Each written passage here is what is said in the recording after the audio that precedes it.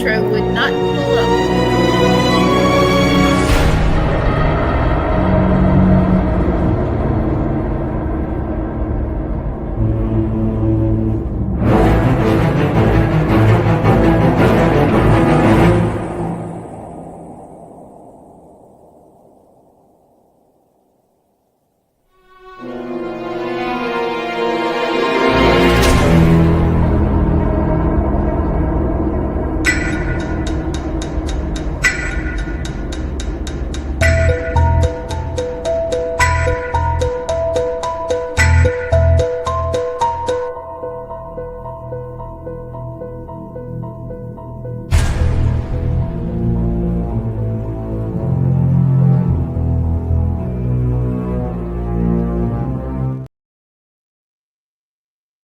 Hey guys, Hey how guys. you doing? We just decided to have all the, technical problems we could possibly have tonight. Nice. I know. I was like, why will it not play? Well, so sorry about that. It played once for me. I don't know, but we got it now. Hey But there everybody. was 3 things. So hey everybody, sorry about the troubles. What's happening? Yeah. Hey, what's up, Sean? Hey, thank you for covering Albert Shane. Fish is already messing with us. So Yeah, there you go. Because he was. The more I read about him, the more I think. Yeah. I think him's one of those guys you just want to throw up a little in your mouth. So that's Yes. It's hard to believe that this guy. I mean, wow. Yeah. That he existed. I mean, what kind of? All right. So let's start from the beginning. Let's paint the picture. Let's start from the top. There you go. First of all, thank you for watching. This is going to be a very crazy show. Yeah. Let me go ahead and throw up the banner about the disclaimer because we're talking about some crazy stuff. First of all, you guys will see my hat. It says smile a little. So as we talk about these negative things and these crazy, creepy people, I want you to, hey, Stacia, my sweet love. I want you guys to remember that love is the most powerful energy and it can conquer anything. And lots of times these people, these killers, these serial killers and murderers are made because they did not get a little smile or love in their life. There's something off. Not every one of them has that excuse, of course. I mean, we just talked about the guy that's in the news. That crazy Ryan Koberger. Yeah, Koberger. That was last week. He had a great family, and his family tailored to everything about him. And his sister becoming a counselor, and his mother being a special ed teacher. Both of them knowing quite well what his mental limitations were, and trying to help cater to his needs. But tonight, we've got probably the most prolific. Okay, I think. Because it involves probably the most sadistic. Yes. And this is one of those cases, psychological wise, where it's environmental and biological, a mix of those, of why he probably became the way he was. But well, it's freaky. Yeah. What year was it? Can you set the stage for us? What in the world is the date? So he was born, I think, what was it, May 19th, 1870. So we're talking, of course, your book is out, Lee, the Victorian times. So we know the Victorian era ended in 1901. And, thank you for writing the foreword. Yeah. But also, we're talking about serial killers tonight in Supernatural. But our friends Danny and Lauren wrote the foreword to their book, and it was also dedicated to you, Lee. So there we go. I know. That goes made me smile so much. I would show your book, but my last event I sold out, so I don't have any of your books. I got to get more. So they went really quick. I'm gonna throw out there shamelessly that Danny and Lauren are coming to the channel, and I'm excited. Nice. Yes. I've got to get with them and get the details because everybody knows I'm on a little walkabout. So yes, a little bit. Give us a little bit of a heads up. What's going on? What have you been doing? Okay, so started in Wisconsin on the Stockbridge Muncie reservation. We started there, and we went to Chicago, or the outskirts of Chicago, and investigated a location. And it was a church that used to be a funeral home. We did that. We stayed for a night, and then we went to, Lord, where did we go to next? We had car trouble, of course, on any walkabout, on any car trip. We ended up going to Ohio, Defiance, Ohio, and we got to be with the people who were doing the Travelers World Gate project on JD Prather, if I say it wrong, JW, not JD, JW, Lord, at Austin Maynard. Yep, JW. We're all tired, as he knows. He probably just got home a few minutes ago. He lives in Maine. Those and some wonderful other people. It was an awesome experience. And then we also, during the middle, we left for half a day and went to Eloise in Michigan. Yes. The Eloise mental. Do you know what I'm talking? Yeah. I don't know if it was asylum, but it was definitely a mental institution. Yeah. 5 Stories High. Mental gets asylum after it, but who knows? Yeah. The 5 stories we went up. I did a Estes method in the tub, of course, because, I'm just weird like that. They used to do the gloriously. Thank you for adding that. But we did that. We've seen friends. We've made new ones, some old ones too. I got to see Ron and Lourdes, Ron Yacovetti, Lourdes Gonzalez. Some of my favorite people. I jumped like a child when I found out they were there. I went, so thanks for them. But yeah, everybody was great. And then we are actually in Kentucky now. I can't even remember something caves, but I'll be posting about that. We're going to go out. We needed a day of rest because we were absolutely wiped out. So after this, I'm going to get as much sleep as possible, and then we're going to go adventuring tomorrow. And we've got some leads. So you guys tune in, and I will tell you more details and put more videos. And thanks for everybody for supporting. And of course, Lee, who's one of our biggest supporters, Thomas, always. Matt, also thank you, because I know he may be listening. He at least is there. Rez and I are having an adventure, and we will be down to South Carolina as soon as we can, but I don't have a date because we don't know what's coming up. There's a lot of, actually, in this little bitty, that place that I was drawn to for whatever reason, there's a lot of locations. Just going to a couple stores, they told us about 10 things. So we're going to go check it out, maybe tonight and then definitely tomorrow. But yeah, thank you for listening. Lee, thank you for mentioning it. Yeah, I'm so proud. And I watch all of your lives.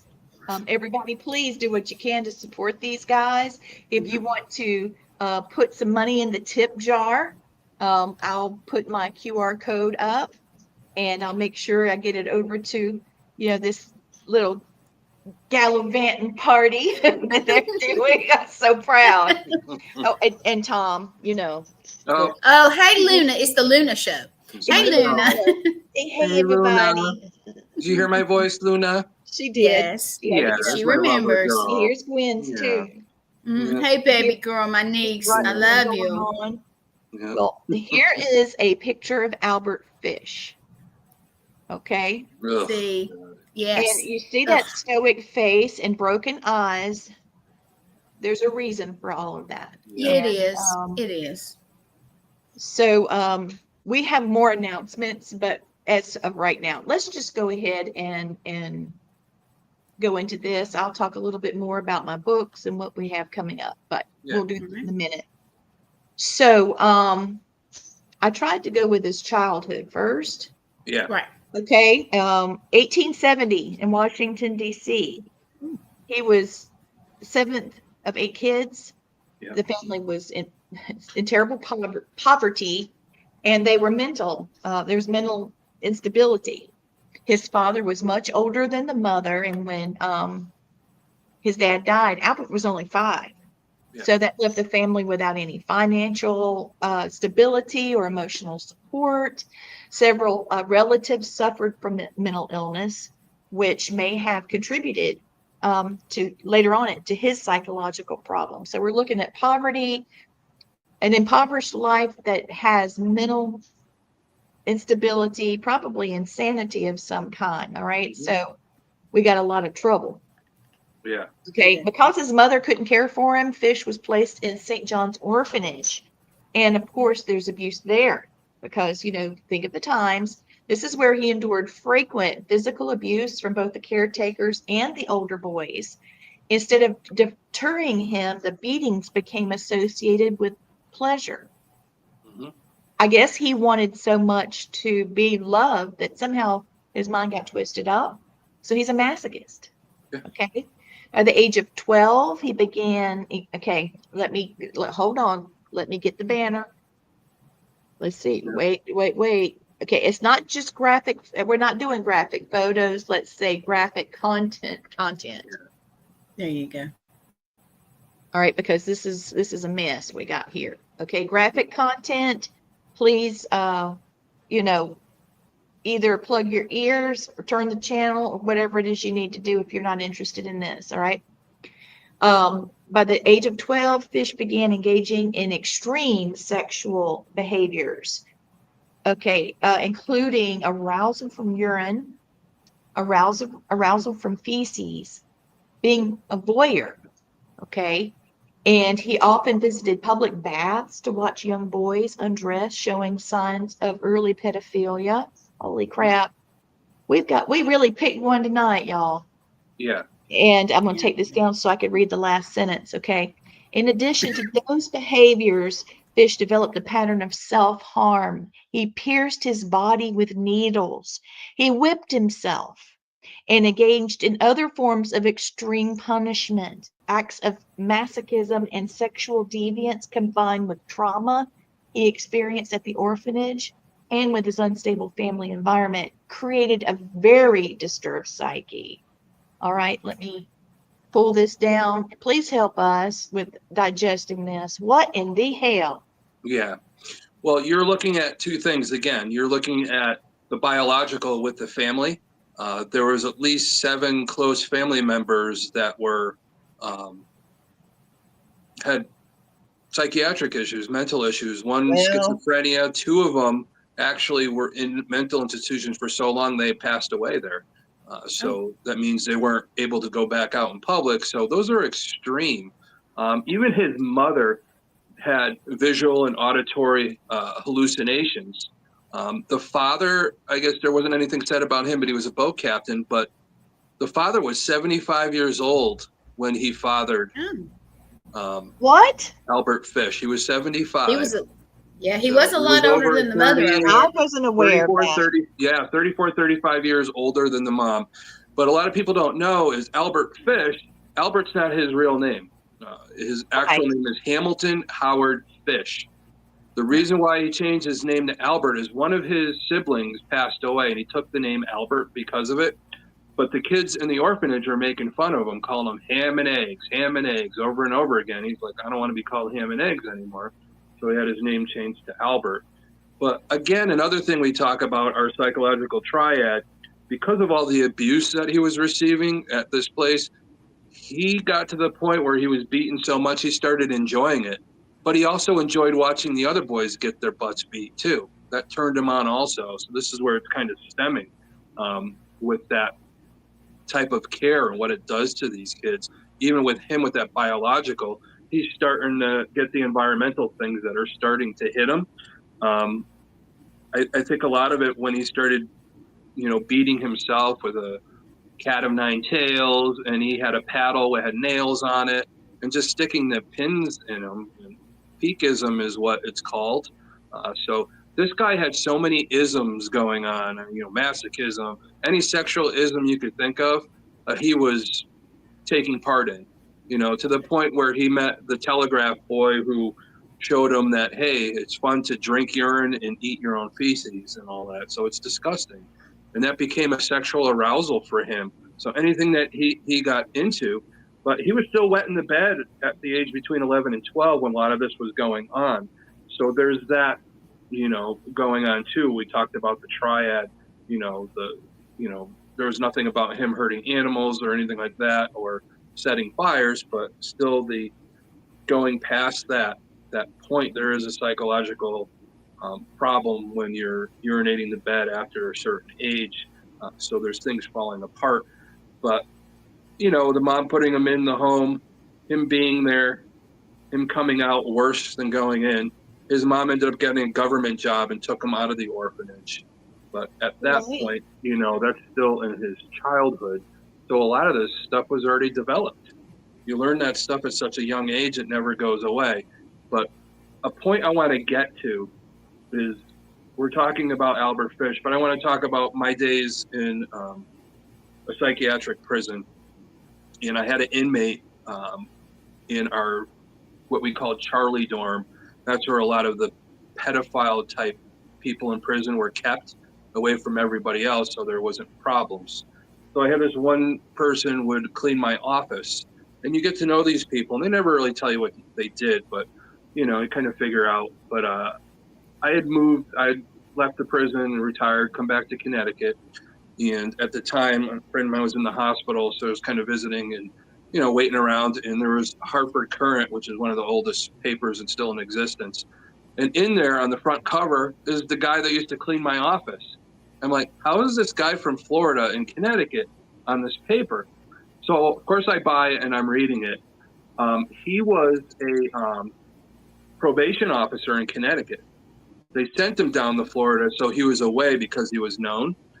So they sent him down there on Interstate Commerce Act and all that. But he had molested over 100 boys. Oh, my God. Now, the reason why he was in the news was because some of these kids he molested at that age ended up becoming molesters themselves as they got older. So that was their defense. What happens to you at a young age and what you learn environmentally, some people, not everybody, but comes to that age and they end up doing the same thing.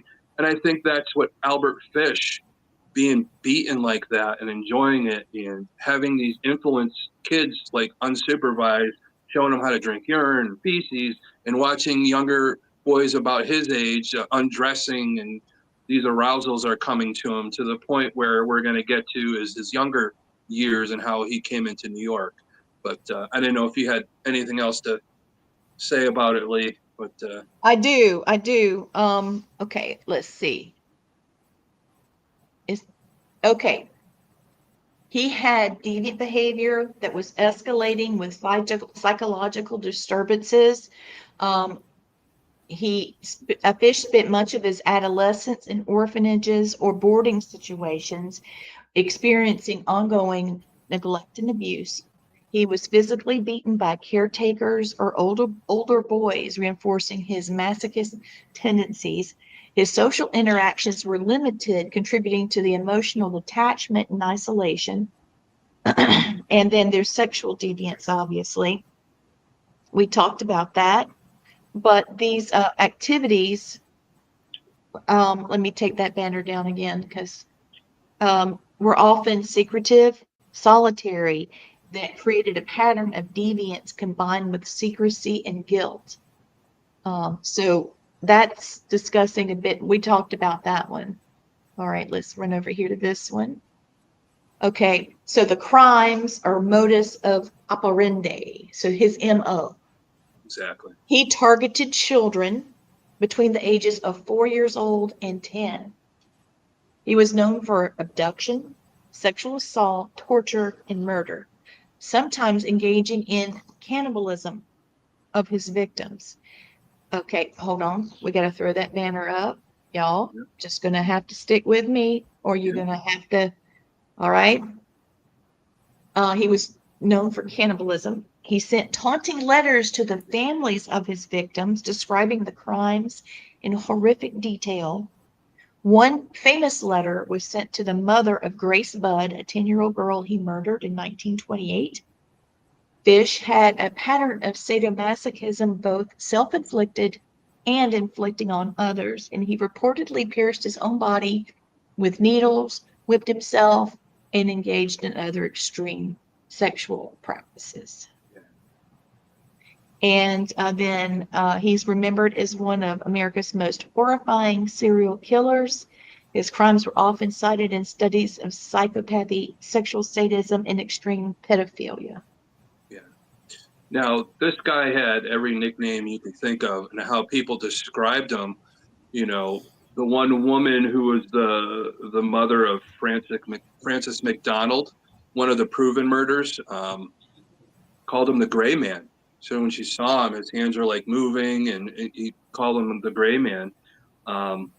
He was also called the Werewolf of Wisteria, the Brooklyn Vampire, Moon Maniac, and then the Boogeyman, because they talked about his abduction. So the abduction happened with Billy Gatney, who was only 4. So he was playing with another boy, and when people asked the other boy, where did Billy go? He said the Boogeyman took him.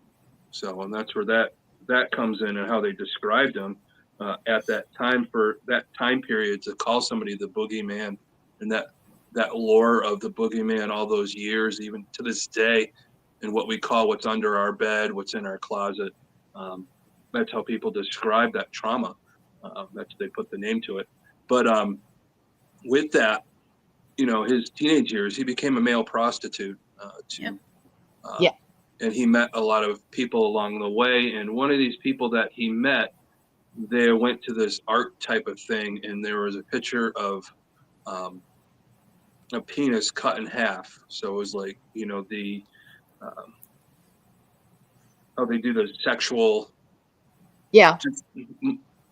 just mess up their organs and all that. And he got to the point where, even with the pins he would stick in himself, the other things he would do was he would take a piece of wool, put lighter fluid on it, and stick it inside of his rectum and light it on fire.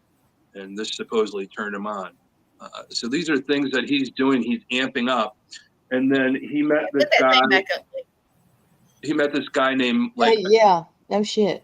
Yeah, the guy's name was Tom. Unfortunately, I had my name, but this guy was kind of developmentally slow, and he took him out to this place, and they were practicing the sadomasochism together, but it turned bad. They were in this place for 2 weeks, and he just tortured this man, cut part of his penis off, and all these torturous things he did to him.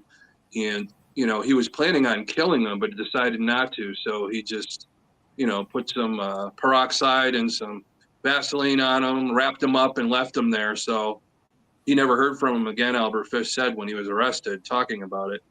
Never heard from him again, never know what happened to him. So we don't know if he died or not from those injuries that he received in that torture, but that's a possibility. And, when people get like that, when they murder a lot of people, we all know some of the serial killers that say they killed a lot of people, but, he claimed to have killed over 100 people. They thought he might have done 10, but they only proved 3 of them. And those are the names I said already. That was the Francis McDonald, the Billy Yatney, and the Grace Budd. So Grace Budd was probably her murder years later, what led to his arrest. It is because of that letter that he sent taunting to Grace Budd's mother. And I'm trying to get the letter right now. That letter is very disturbing, so you want to keep up the warning graphic content, because I'm reading that letter.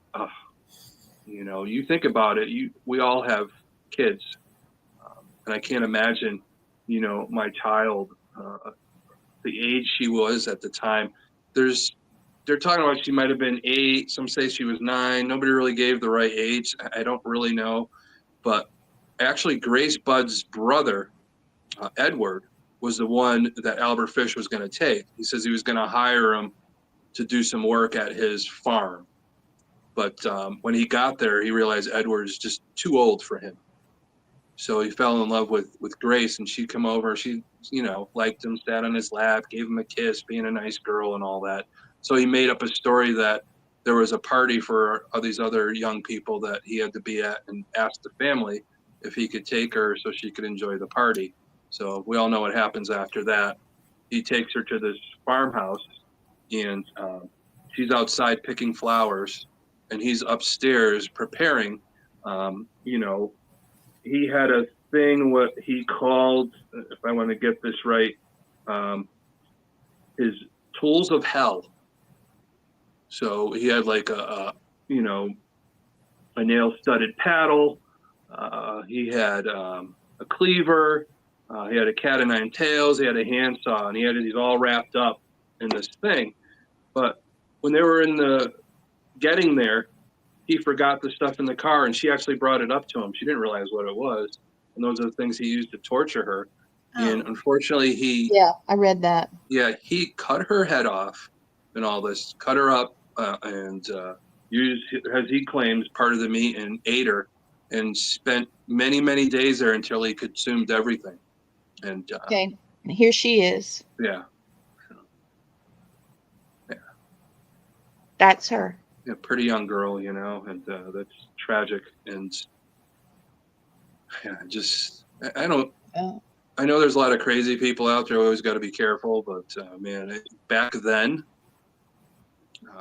you don't have what we have now. We don't have the psychological look at people, especially somebody like Albert Fish, knowing what biologically was going on with him, knowing what tendencies he was showing. That somebody with more of an eye for that nowadays probably could have helped him avoid that. But yeah, that's what we run into. We're talking about, you know, late 1800s, early 1900s, and we just didn't have anything like that. You know, because you have even H.H. Holmes, this guy Albert Fish. You know. I actually feel nauseated with this one. Yeah. So here are the detectives at one of the dumping spots. Mm-hmm. I'm going to take the warning down, and I'll put it back up as needed. Yeah. That's them trying to figure out what's going on at the scene of someone's burial spot. Yeah. Yeah. This is the newspaper. I couldn't get a better picture. I'm sorry. Arrested for kidnapping. This is about Fish. And then they describe the young girl. This is the actual letter, but I cannot read that. I'm working really hard to get the letter. Yeah, you don't want to read it. Let's just put it that way.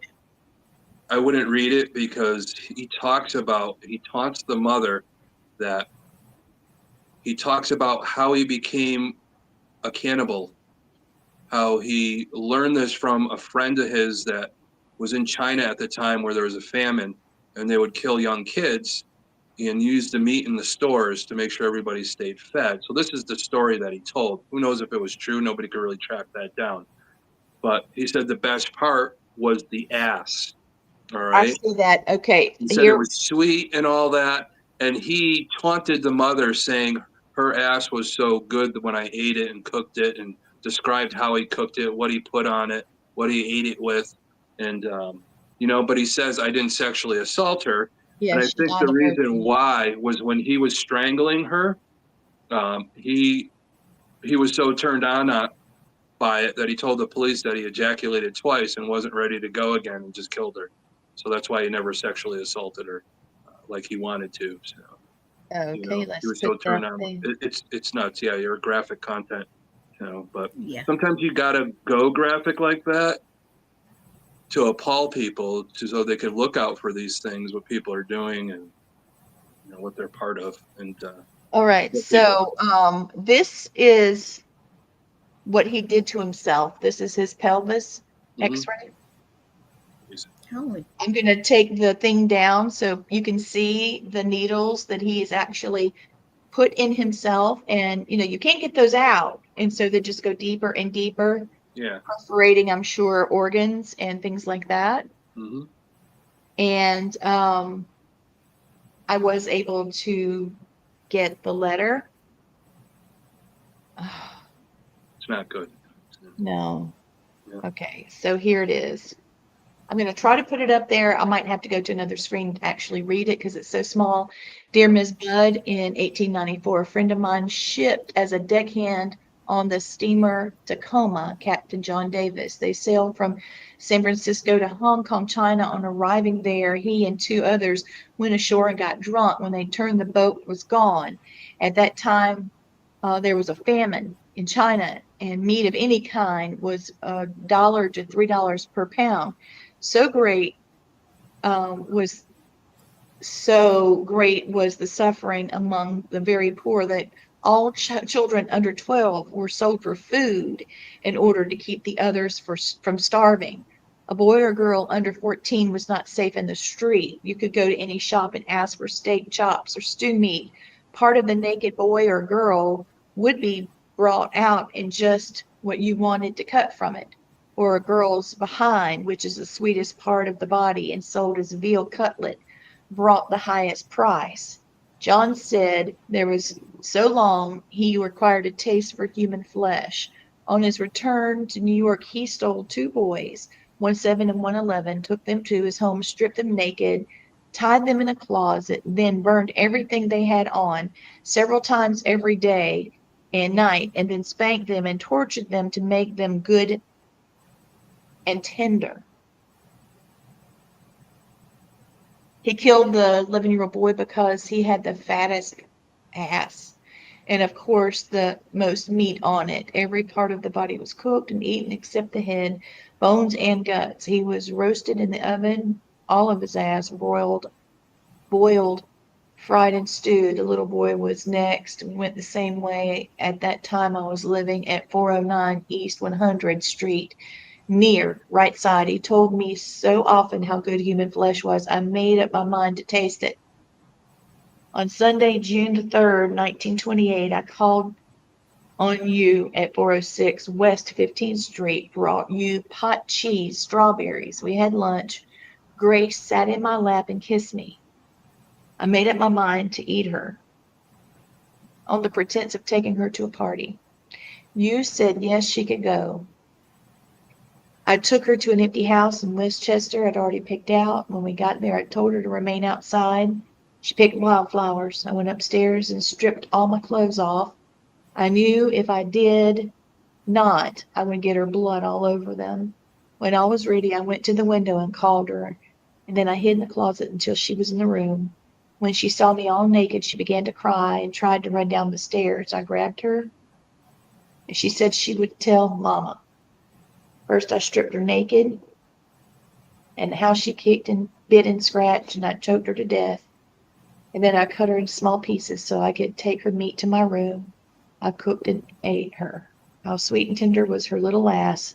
Was roasted in the oven. It took me 9 days to eat her entire body.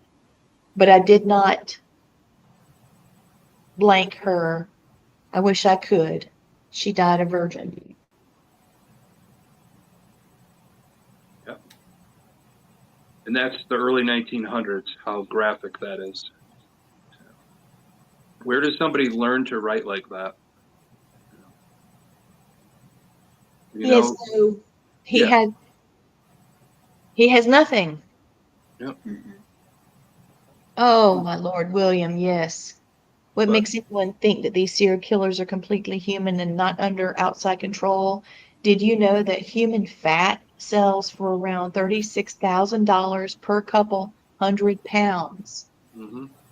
You can find correlation between your subject tonight and the face eater alien phenomena in South America. Yeah.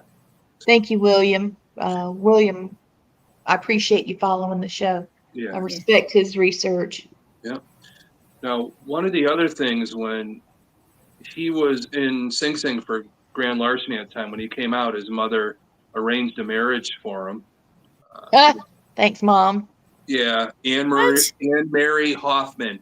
And in that arranged marriage, he had 6 children. So a lot of times you would think he's killing all these kids. What did he do to his own kids? He didn't touch any of his kids. There was no record of him doing anything to his kids.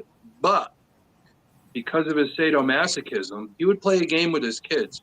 He'd pretend to be like a horse, and he told them to ask him questions. If he got it wrong, they had to paddle him to make the horse go. So he said I'd always answer wrong, so my own kids would paddle me and give me my sexual arousal. So basically, he was really sexually assaulting him in a way, indirectly. But still, he was using his own kids to get off. And that's disgusting. So that's another part of his life. Of course, the woman left him for one of the boarders that lived in the house. And so Albert was left to raise his 6 children by himself. So you think about everything we talked about tonight. How would you like to be raised by that guy? It's just unbelievable. I don't know really what happened to the kids. I couldn't really find something in the research of what they grew up to be. Hope not serial killers. No, they kind of hid it. He hid it from them. It's so weird, but somebody like that would nonchalantly just eat another child, and his children, I don't know, maybe they grew up normal. I don't know. There's still that biological history in the family of mental health issues. But this is such one of those big ass onions that you're trying to peel apart. Right. Again, this guy, everything happened to him. Well, everything. This is what he said when he found out that he was going to be electrocuted. Mm-hmm. What a thrill it will be if I have to die in the electric chair. Yeah. Crazy. Yeah, that's his ultimate thing. I wonder if he had any fear of death at all. I mean, where he would go. I mean, I don't think so. There was some lore about when he was electrocuted because of all the pins that were in his pelvis. That only took like 2 shocks to kill him, but they proved that that didn't happen. But that became lore that because of all the metal in him, made him like die quicker. But I don't think that's what it was from what they say after doing studies about it.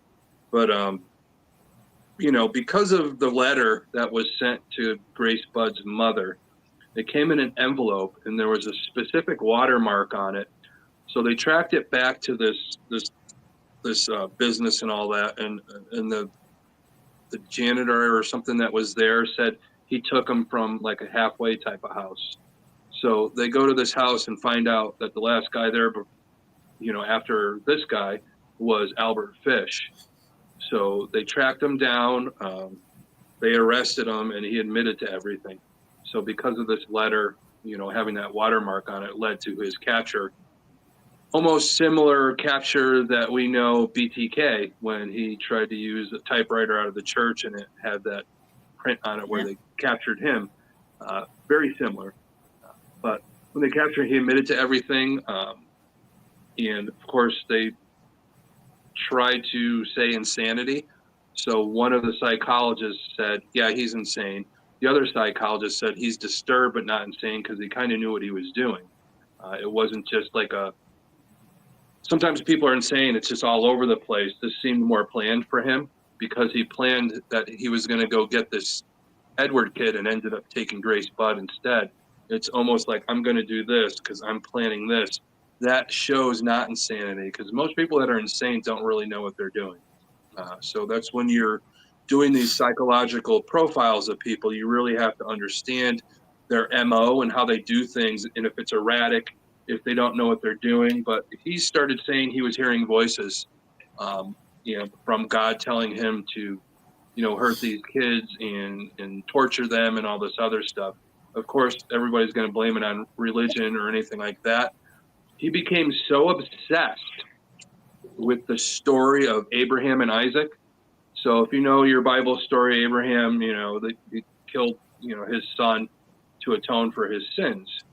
So Fish in the interview saying that he was killing these kids to atone for his sins. It's like Abraham and Isaac's story. So he kind of used that as a backup for why he was doing things. Not to tend to go back to his childhood coming up and how they studied him as he grew up. But at the time, this is what they knew. So, all these psychologists looked at it, and a lot of them agreed that, yes, the crazy things that he did, but yes, technically he wasn't insane because he knew what he was doing. And that was what got him the electric chair. So, and he got fried in it. That's where our hashtag comes in today. Oh, where's it at? Oh, I got it. I don't know. Ready? Electric chair, hashtag. I got it. Fry. Fish fry. That's it. There you go. Oh my goodness! Yeah. Out of all people to fry this crazy, MF. So there it is. Hashtag fish fry. So yeah. Woo. And just let's put out their prayers for our buddy Blaine. I was going to mention that. Yes, so we missed I want to you. put a thing by the hashtag. In his honor, I want to do the hashtag fish fry. And Blaine, we're all rooting for you. We're all here for you anytime you need us. So yes, we are. Anybody send your prayers out for our buddy Blaine. So it's kind of lonely without him on the other box next to us talking and giving us some funny stuff. So, but that one's for you, buddy. So, yep. I looked up his biography. Mm-hmm. And, you could look at Ted Bundy, you could look at Jeffrey Dahmer. He's a combination of so many, I also saw that he had been assaulting young boys when he was 20 is when he started. And then it went on to embezzlement and grand larceny. Those are the white collar crimes that he did. So he was intelligent, even though he was crazy and poor. And he did have 6 kids, but they say that he had 2 more because he had extramarital affairs. Of course he had affairs, Yeah. Of course. And his Fish was left with the children when his wife decided to run off with another man. Yeah. And the youngest of the children were 5 years old. Fish got out of prison. He started experimenting with sexual mutilation and other forms of self-harm. And it goes on about nail-studded paddles and that kind of stuff. Yeah. But it does say that the children went on to have normal lives, and several of them were very professional. Yeah. Good. Because I think he had the wherewithal, besides them paddling him at young ages. I don't know how that affected them in a way like afterwards, probably thinking back about it. But yeah, they grew up to be normal, which is it's just so weird. How everything escalated with him. When something traumatic happened in his life, his wife runs off. Then he starts doing more things. Anytime something traumatic happens in this guy's life, it just escalates. Going to an orphanage, becoming, liking getting beat and watching people be beat. And just every time you meet somebody and something traumatic happens, it escalated.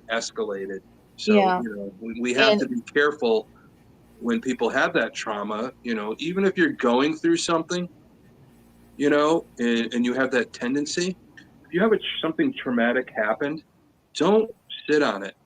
It's okay to go get help. Talk it through. We think we could handle everything. No, we can't.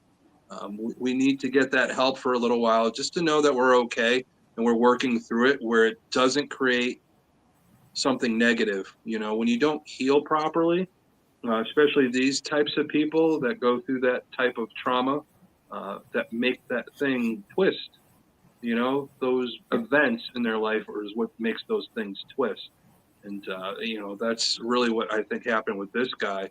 He's hit with everything, biological, environmental, that's like everything. And he did have the wherewithal to choose children with disabilities and African-American children because the that police wouldn't be technically missed at that time. There was a lot of areas that were poor, and they're like, oh, my kid ran off, and the police aren't going to go look for him. They're going to say, yeah, whatever, And there's a lot of hate back then. He did get his children to eat raw meat with him. Yeah. Yeah. He would put it, they probably didn't even know what it was. So. Yeah. No, Francis McDonald was one of his victims. Yeah. And he strangled him with his suspenders. Yeah. And he was sexually assaulted and hung up by a tree. Yeah. In the boys' Staten Island neighborhood. Yeah. And they came and got him down, and but people saw an older man with a gray mustache. Yeah. With the child. That's the gray man they talked about. So. Yeah. But part of his leg was stripped. So they're thinking that might have been, part of the cannibalism and all that. He talked about deciding to eat the girl, but I think he was already into that type of thing beforehand. I think it was just a way of, telling this mother that, I decided to eat your daughter. But maybe she was the first one he fully ate. Yeah, I think really consumed. I think it was just trying at first, and then, Well, they did find some of Grace Budd's remains. Mm-hmm. And they also was able to take the letter that he wrote to the mom, compare it to other documents that he had written, because he hand wrote them, and then he admitted to it. Yeah. Um, well, the big thing is the mother. There was other stuff sent to her. She knows, like, people taunting her over the years. They had arrested somebody else about it, like that same year that she was killed. It wasn't until a few years later that the letter came from Fish, but the guy was, shown innocent, so he didn't end up going to prison, but that time he was there. But the thing is with the letter, the reason why she knew it was the killer of her daughter was the fact that he mentioned giving them the strawberry dessert, because who would know that? Yeah. Only the killer would know that. So, because that's what he gave to the family the day that he visited, to try and have Edward work for him, but then noticed Grace was more of what he was looking at. So he said before he died, he was in Sing Sing. Bless you. He said, bless you, baby, that in Sing Sing at the correctional facility, he was there for 10 months before he was given the electric chair. His 6 adult children did not come visit him. But then he mentioned something about his children to the police. He said, I've had children in every state. Now, does that mean that he had extramarital affairs in every state and had children like the other 3? Or does that mean that he went to every state and killed children? Yeah. Yeah, that was like a very cryptid thing that he said. Yeah. But it's crazy that a kid that was obsessed with killing and sexually assaulting young children to be able, there it is, fish fried. So it's already catching. Yeah, give a nice shout out to Raven. She's doing really good, and yes, that's wonderful. So, yes, Raven, we're glad you're doing better. Yeah, and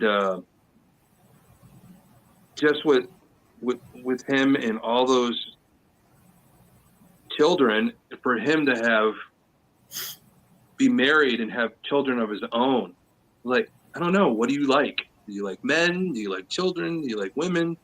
This guy was all over the place. I just think he liked everything or something. And he got married again. I don't know if he had any children, but the marriage only lasted a week. It's like, this guy has to have like this weird, there's got to be something weird about him that like people got to notice or something. I don't know what it is. This is just one of those cases that's, definitely the most sadistic person, I think, in history that I could really think of when you really look at what he did and how he described it. His lawyer had a letter. I was wondering if you're going to bring your final words of what you're going to say just before you're fish fried, hashtag fish fry. So, and he said it was so graphic and full of swears that he couldn't read it publicly to anybody. So I don't think it was ever read. So if it's worse than what he wrote to, about Grace, what in the world? I'm trying to find it. I don't know if my thing is how valuable that letter would be. And yes, there's a lot of people that collect these macabre things and all that, but that letter, to the point where it was so graphic that couldn't read it, publicly. Of course, at that time, but it's probably not like we have now. There's so much stupid crap songs on the radio that are terrible that you don't know why they're on the radio. And I don't think it'd be hard to read now from what we've got with the information on social media and all these internet and every information you could think of. But pretty crazy. Yeah, I don't think you'll be able to find the letter. I don't even know if it's online, but if anybody could find it, let us know. Send it to us or something. I'm going to try and find something, but I don't know whatever happened to that one. His lawyer may have destroyed it if it was, especially back then, that bad. My goodness. Yeah. So, I don't even know what his last words are. I don't even know what he ate, if he had anything. I don't even know if that was a thing at the time. So, but I'm very disturbed by this. This is one of those things where you research this stuff, even back in the day when I was, profiling inmates and finding out what they did and why they did it and interviewing them and just how sick it was. But this guy is sicker than anything I've ever dealt with. It's to the point where I have to say I'm kind of grounded, but this is the thing when you read this stuff and you go to sleep at night, knowing that people are like that out there, it disturbs me. You could have nightmares about that. These are the types of people that give you PTSD when you're trying to track them down. So, yeah. I'm trying to find where his body is. Where is he buried or something? Yeah. They did do an autopsy. Yeah. The X-ray showed over 24 needles in his pelvic and groin region. Yeah. And he also had severe damage to his digestive tract, where he had swallowed glass. Oh.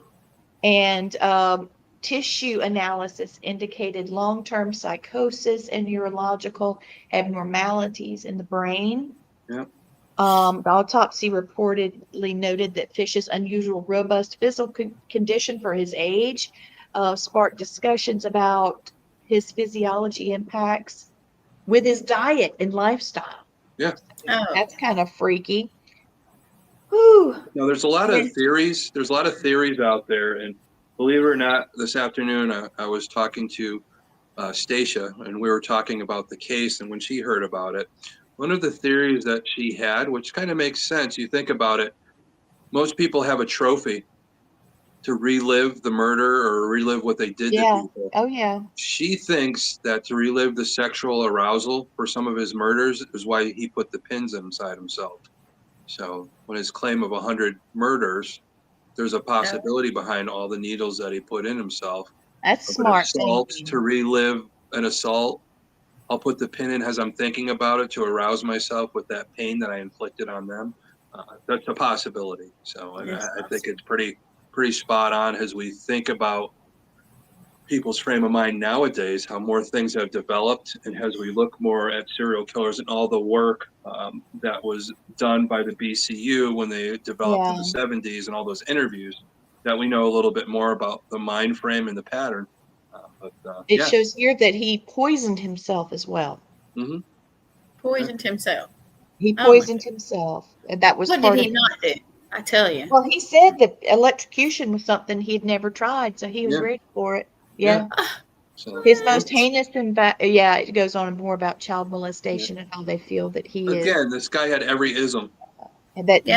So of course, electrocution is pretty much final, depending on what you do, unless he hooked himself up to a battery. But that's what some people used to do for torture, especially during Vietnam. How the Viet Cong would torture people by attaching, batteries and giving that high electrocution. But of course, back then, I don't think they really had anything crazy like that at the point. So. Well, interestingly, this case is noted for significantly contributing to the advancement of forensic science. Mm-hmm. Yeah. Figuring out what he did to himself. Yeah. And handwriting analysis, behavioral patterns. I was looking at this, and when I started unraveling this part, I'm like, suddenly this got a lot cooler, getting away from his funkiness. God dang. But this case was incredible for learning more about the crime scenes and about the suspect himself. They started incorporating more comprehensive psychological assessments after this case. Yeah. Because he was able to, they could make points. Hey, he thought all this through. He knew where to put them and how to keep from getting caught and things like that. He meant to do these things, but he was crazy. The truth is, they just wanted him gone. Whether he was able to stand trial or not, he needed not to be here. Nobody wanted him. So. Yeah, exactly. So. But they started saying, we need to start looking at people's mental state. Yeah, that's the thing. Unfortunately, in our world, something dramatic and crazy like that has to happen for us to push forward to counteract. Yeah. You know, I think nowadays, if you think something bad could happen, let's do something about it beforehand, especially I'm with with you. psychological stuff. Let's see our kids and what they're growing up in and getting more involved and hopefully, you know, making sure they don't fall into that pattern. I know you can't be perfect at it. Case in point, our guy last week, Brian Koberger, but you know, there's other things, those environmental things that we can't keep our kids safe from. You know, case in point with Albert Fish here, the kids that he hung out with. You know, you never know what the kids are influencing you to do. Our kids are getting influenced to do something, but you have to watch of changes in behavior too. That's always an indication of who he's hanging around with or who she's hanging around with too. So we have to look at all that stuff. Let me throw this out there because if somebody's interested, like you said, in helping us with that letter, Fish's attorney is James Dempsey. He was his lawyer. And the letter that he wrote, I found a quote from Dempsey. He said, "I will never show it to anyone. It was the most filthy string of obscenities I have ever read." And people don't know if it was just if he destroyed it or if he, sealed it away somewhere or whatever. But there is a Albert Fish in his own words, a book by John Borowski. I think it's called Deranged, if I remember right. But at least. Borowski. I'm going to look that up while we've only got a few, we don't have any. I want to put a couple things out there if y'all don't mind. Everybody tuning in. Yeah, thank you, all of you. And, please think about Blaine.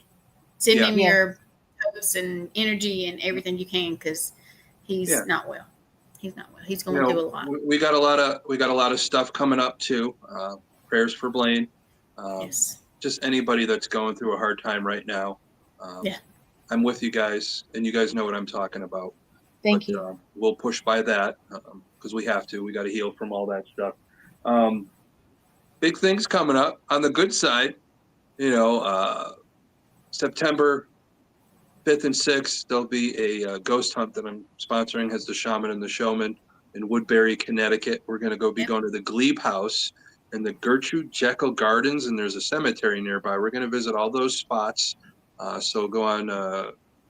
You could get your reservations at ctparacon2ns@gmail.com. That way you could get your reservations. There's probably a few left maybe.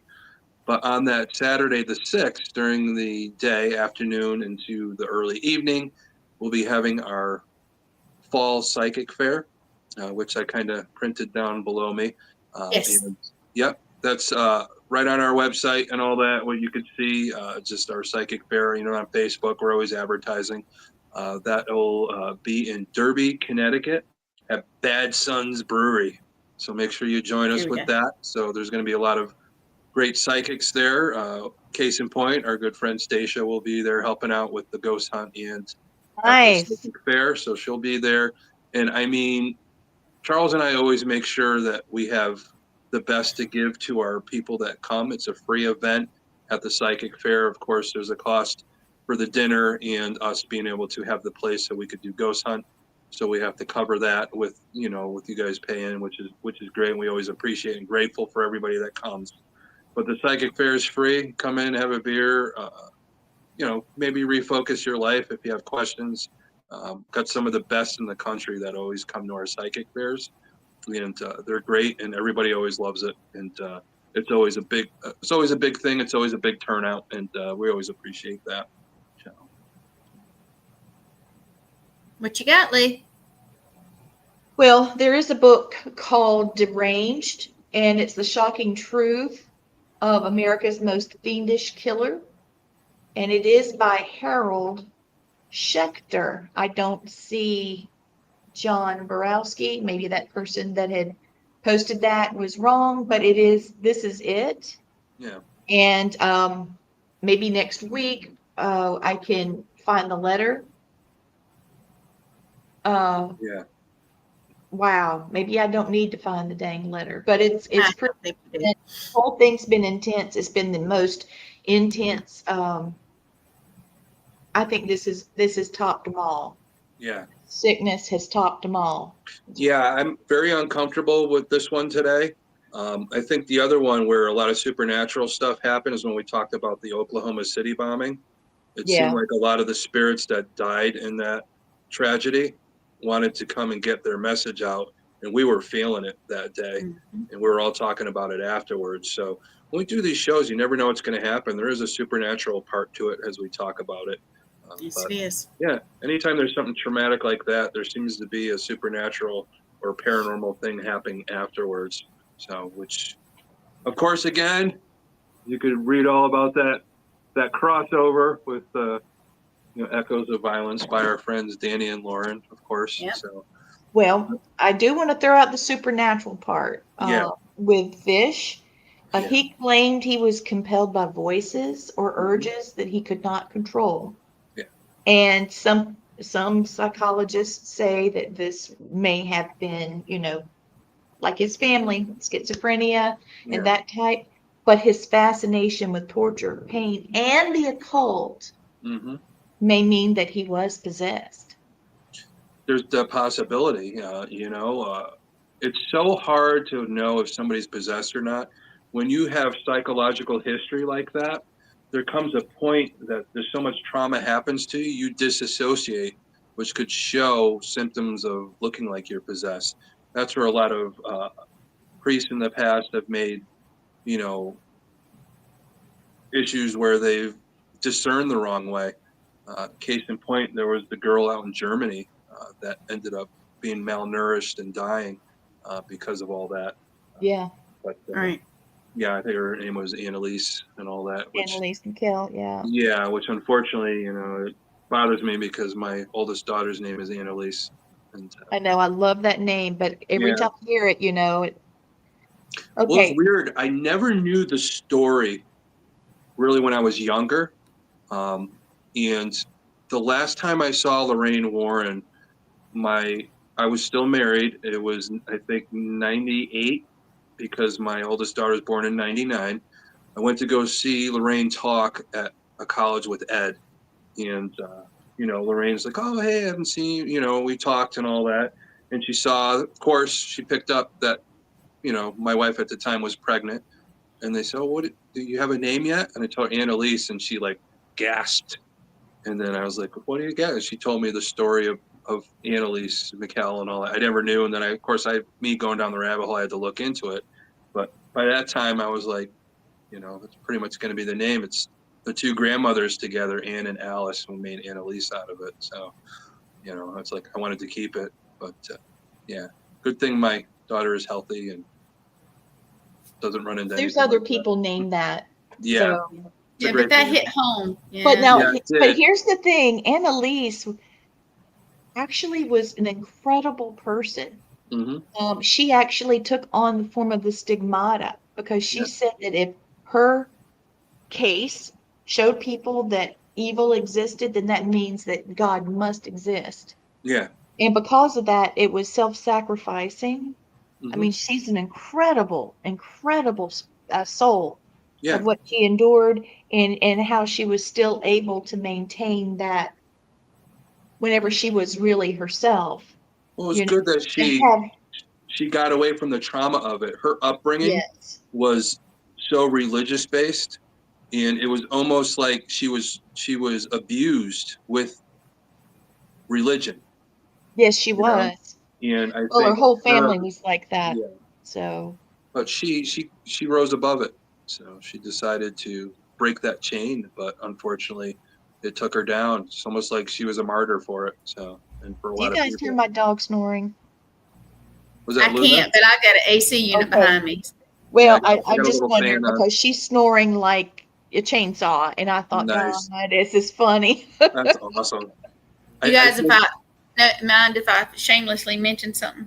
Yeah, I think Albert put Luna to sleep. Yeah, and he's making me go, ooh. Yeah. So, yeah. Luna was like, I'll just pee on him. Yeah, she probably would. Or throw up. Yeah. Throw up on them. Yeah. She would. So Yeah. you guys know I'm on a little journey, and it is expensive to travel. So, and we're on a walkabout. It is, and we are selling T-shirts through a website, and I'm gonna show you what they look like. Yeah, they look pretty badass. I want one. I've got to get one, so you'll have to tell us how to do that. Yep, and that actually looks like us. So that was kind of strange that I came up with it. And isn't it cool? Yeah. It even looks like my hair, which is what I've gotten from many people. Itty bitty Gwen and big giant Rez. So yeah.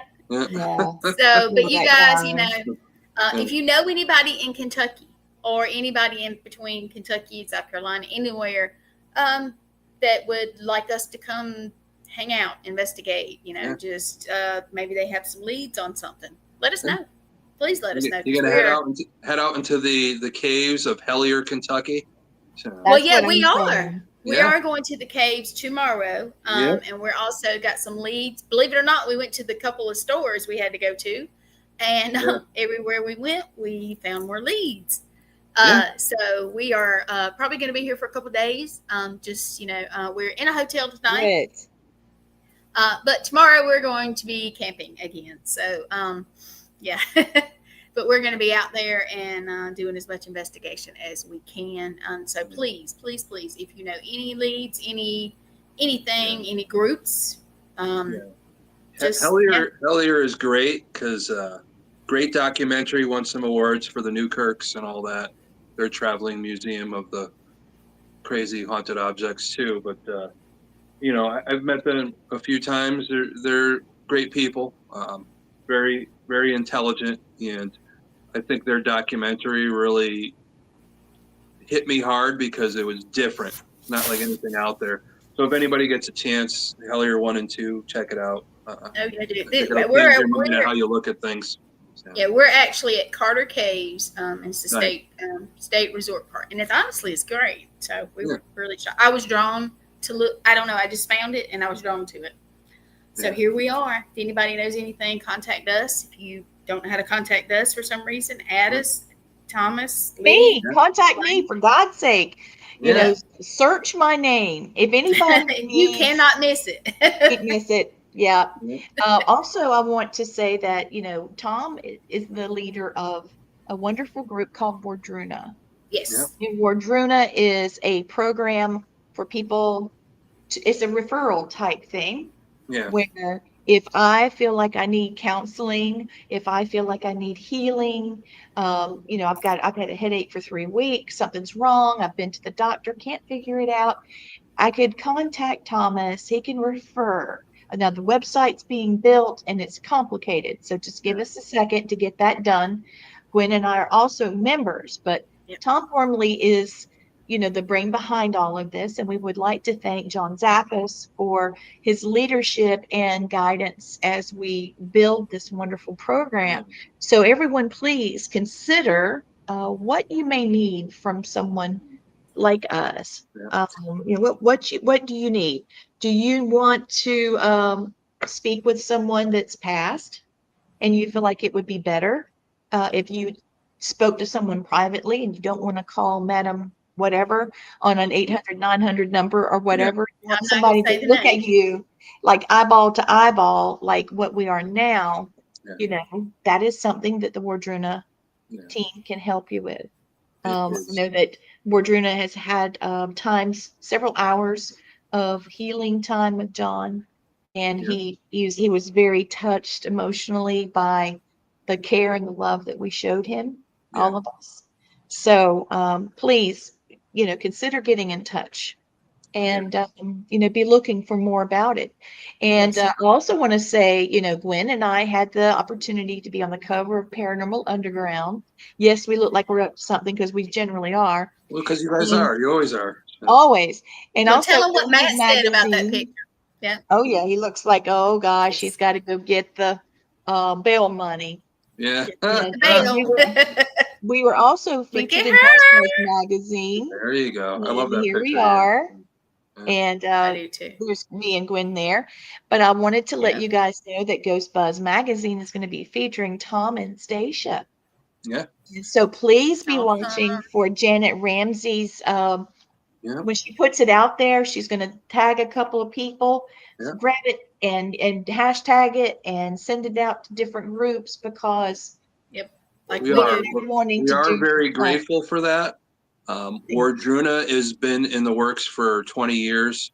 Yeah. Stacia has put together a program, and I'm just making sure everybody sticks together. We're all working as a team to help people, whether it be a paranormal issue, whether it be, metaphysical, or, it's to the point where we had people that are hearing voices. Come to find out they have a vitamin D deficiency. So you don't have to put them on all these psychiatric meds. You find out what the real problem is, something more holistic. That's the biggest thing that we're forgetting nowadays.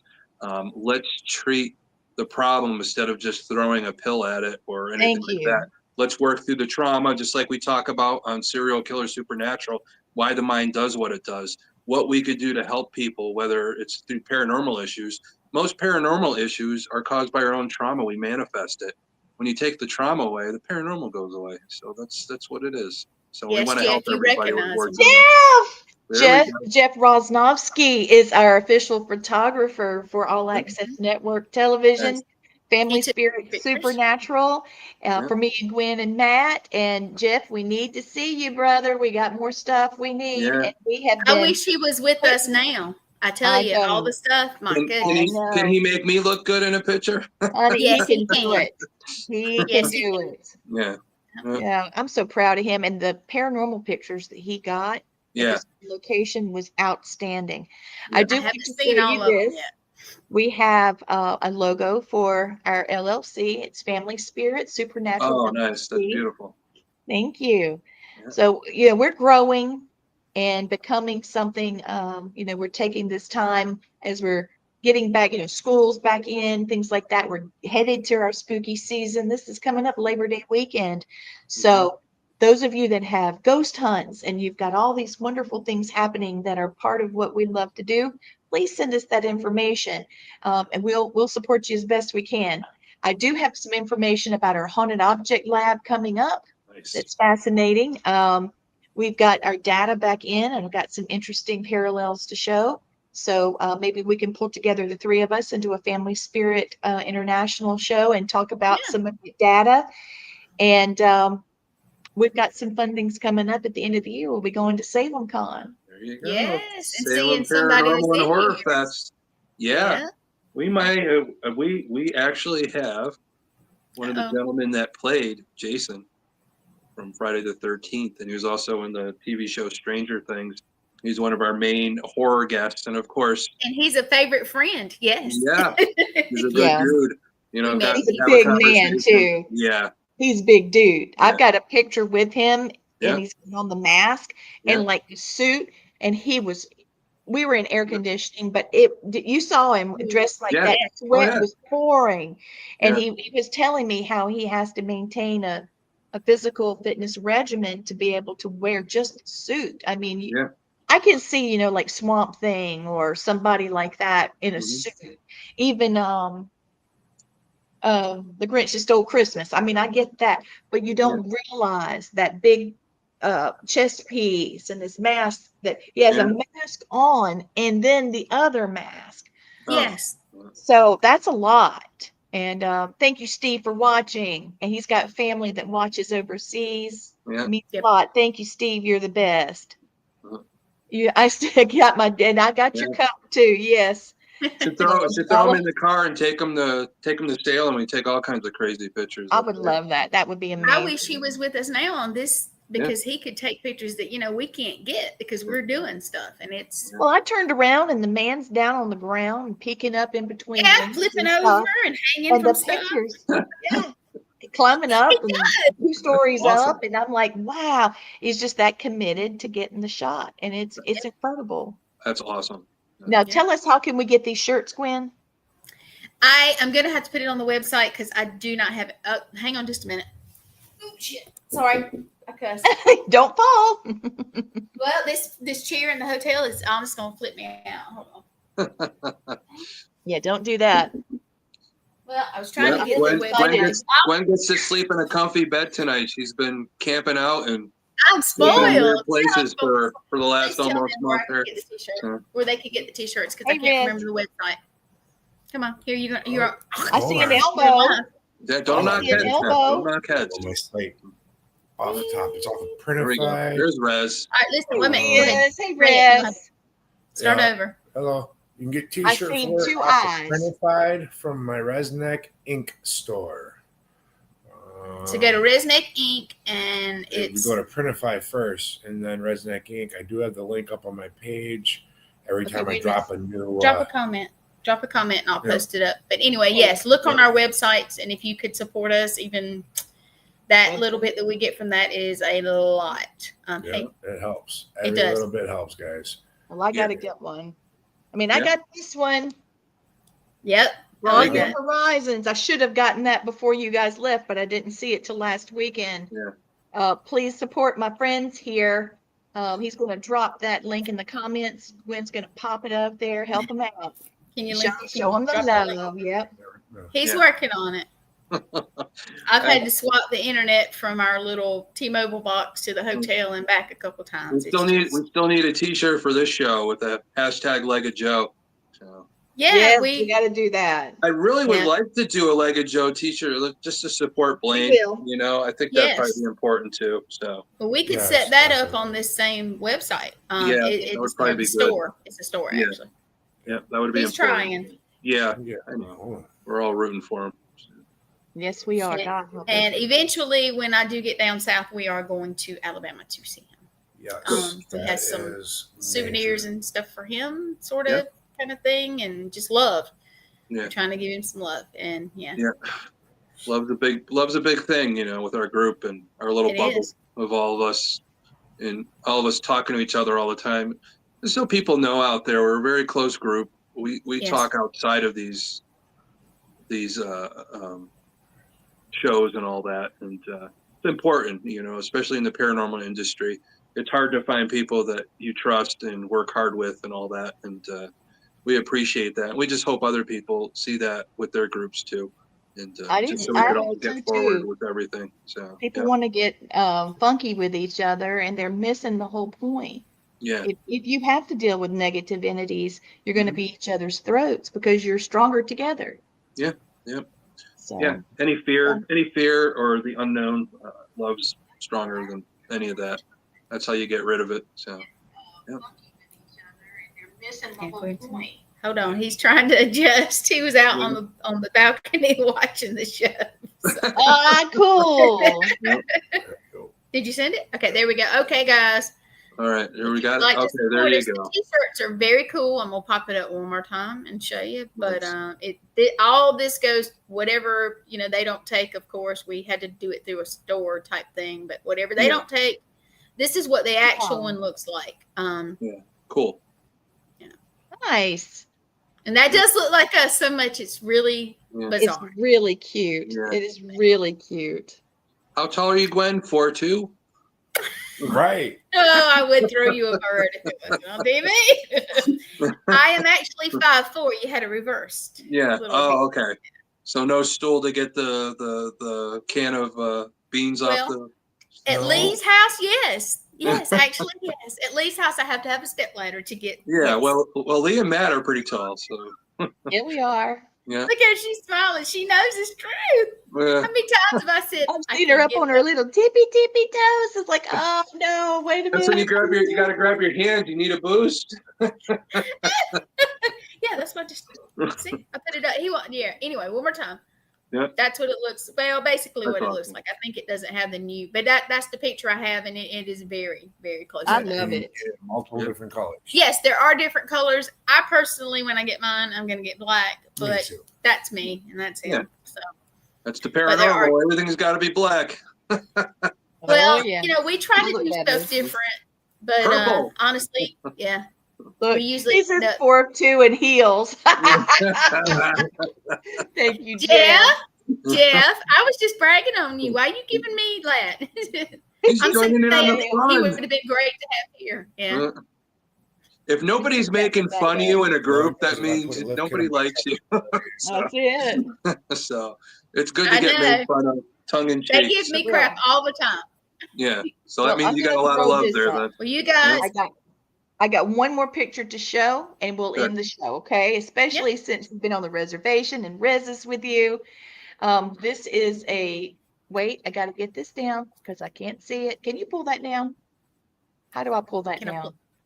Yeah, you just click on it again. Just click What am on I it. doing? Hold on. I can do it. You just I have got to it. click I on got it. There Okay. That Did you is get not it? what I Oh, wanted to no, show. That don't put crazy that one man's on. letter. We don't need the. Yeah, Okay. There we go. It No, did it again. It's doing it on There its you go. own. It was doing it on its own. My hand's right here. Albert Fish is haunting us. So. All right. We don't need that. Hands away. Crazy thing. All right. I'm going to turn the other one off too. There. O great spirit, whose voice I hear in the winds and whose breath gives us life to all the world, hear me. We need your strength and your wisdom. Let us walk in beauty and make our eyes ever hold the red and purple sunset. Make my hands respect the things that you have made and my ears sharp to hear your voice. Make us wise so that we can understand the things that you have taught our people. Let us learn the lessons you've hidden in every rock and every leaf. Help us remain calm and strong in the face of all that comes towards us. Help us find compassion without empathy overwhelming me. I seek strength not to be greater than my brother, but to fight my greatest enemy, myself. Make me always ready to come to you with clean hands and straight eyes, so when life fades as the fading sunset, my spirit comes to you without shame. Translated by Lakota Sioux Chief Yellow Lark. Oh. Thank you, Aho. Thank you guys for listening and watching Serial Killers, Supernatural, and Murderers with my favorite people right here on the show. Minus Blaine. We love you, Blaine. We are always in our thoughts and prayers. Always. Thank you for watching. Have a great night.